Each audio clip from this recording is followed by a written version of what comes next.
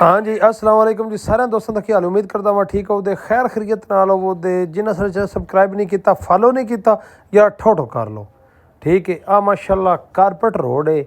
ठीक है, ये जड़ा बेलन साढ़े जाता है, वहदे हो प्लेटां लगियां, डेरा उत्थे बनया, बड़ी चस है जी।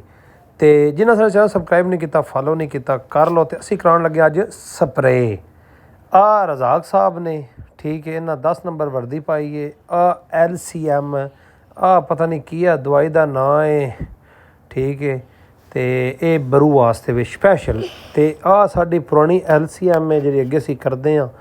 तो ये 600 ml है, वह भी 600 ml है, वह विगे दी है, किले की है। असी करन लगे हाँ अपनी मुंजी ने जिंदे गंद है उन स्प्रे। आ चौधरी मोइज रहमान औरा साहब भी आ गए।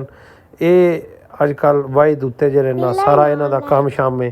ठीक है, माशाल्लाह वेंदे हो LCM ते स्प्रे असी अज इंशाल्लाह अपनी मुंजी जरूर पर जरूर करानी है, क्योंकि हुण करावांगे तो तां ही जिहड़ा ना कोई फर्क महसूस होवेगा, तां बरू मरेगा।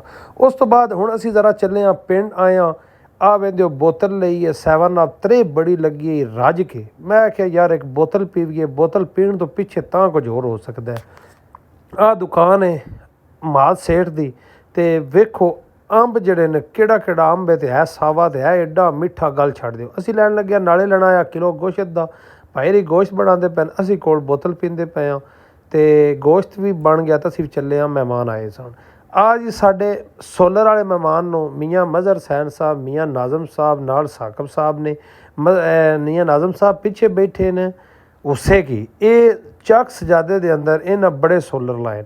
जिन्होंने बंदियां सोलर लवाना होवे ते इन्हां नाल तुसीं राबता अपना कर सकते हो।